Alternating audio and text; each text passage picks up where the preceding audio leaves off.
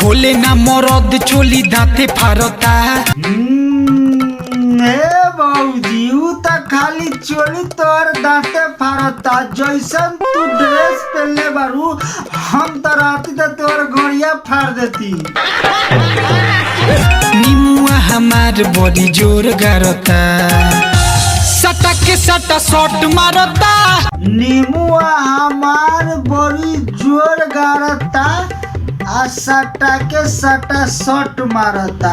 तू तो खाली सटा के सटा शॉटे मारता। हम रहती ना तो तोहरा के भौजी कसम से कहता जैसने तू ड्रेस पहनलू बारू ना हम तो सीधे निहुरा के गाछ सीन मार देती।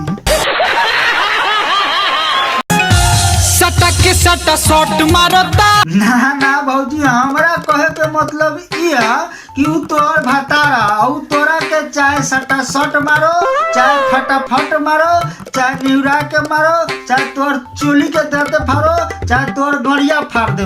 लेकिन तू हमनी के काहे खातिर बताओ तारू ए भौजी।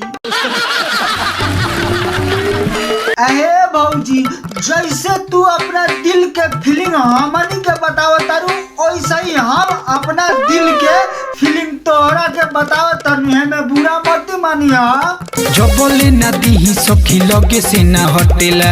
देखा भौजी कहे का मतलब इहा कि जौले तोहर गाड़ चिकन बात तौले उ तोरा पीछे पीछे रही। जैसे ही तोरा गाड़ी में खुजली हो जाई उ तोहर पीछा छोड़ दी। ओकरा बाद जबरदस्ती घसर के देबू ना तबो उ ना ली। देखा जौले गाड़ चिकन बा गाड़ के सौदा करा। जैसे ही गाड़ तोहर सड़ जाई माने एक झौरिया जेबू 2-3 लड़के के माई हो जेबू केहू आदमी ना पूछी तोरा के। ऐसा गाना तो गायबे न करिए ना तो गाड़ी में आग लगा दे।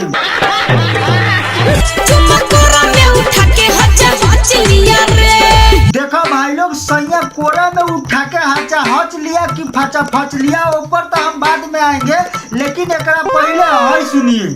सुना मोरी सखिया बता नी बतिया। सुना मोर सखिया बताओ तनी बतिया। ई गाना के मतलब ई भाई कि भाई लोग दूगो सहेली आपस में बात कर दिया, लेकिन हई बहन के लौड़ा के देखा ई सरवा सहेली बाकी सहेला हमरा ई ना संबंध होता ना साला मौगा बुझाता और ना ताद मौगा बुझाता। एकरा बहन चोदवा सरवा सखी के रोल करे चलल बा। अरे बहन चोद गाना में भी कोनो सेंस लगावे के जरूरत होखेला। ये सेंस तोनी में तनिको बाना सरवा भोजपुरी यही चलते बदलाव होता। ऐसा गाना निकाली। देखा भाई लोग कम से कम 2 लड़की के जुगाड़ करे के चाहिए बचत, लेकिन सरवा ठीक नहीं के लड़की लोग तो 2000 रुपया ली, लेकिन हई सरवा मुँह उठा के 200 में काम करती। चाहे सरवा के कह दिया कि है वो लड़की के साथ नाच करे के बाद तो सारा सब फ्रीए में नाच करी।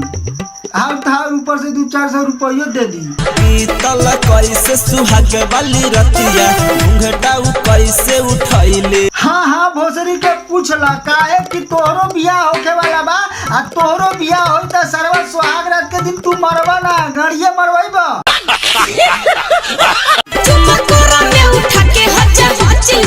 हाँ सुन ले ऐसा ही करल जाला हाचा हचा फचा फच लिया जाला। लेकिन ई तो हो गई लड़की के बाद जब लड़की ससुराल जाले तब लिया जाला। लेकिन तू तो लड़का बारे आ तोरा पास बा गोबर गैस, लेकिन तोहरो इलाज बा तोरा के निहुरा के फुस मारल जाई।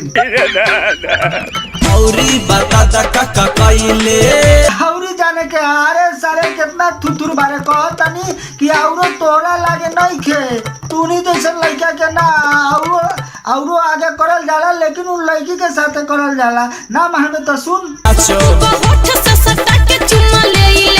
हाँ सुन ले होठ में सटा के चुम्मा लिया जाला आ चित कब पट के सटा शॉट लिया जाला। लेकिन तोरा लगे तो कुछो हइले नहीं के लड़की वाला गुण तोहर जाना तारे उहे कम होई खाली गोबरे गैस मराई।